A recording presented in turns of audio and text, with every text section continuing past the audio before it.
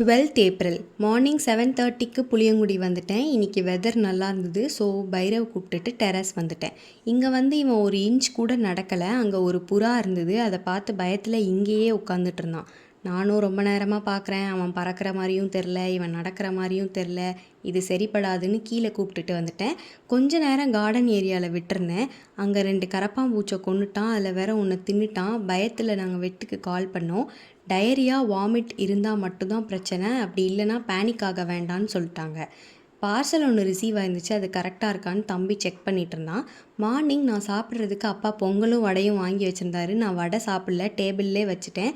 அதை எடுத்துகிட்டு போய் சோஃபா அடியில் வச்சு சாப்பிட்டு முடிச்சிட்டான். ஒரு வடை சாப்பிட்டு முடித்ததுக்கப்புறம் தான் நான் பார்த்தேன், இல்லைனா பிடுங்கியிருப்பேன்.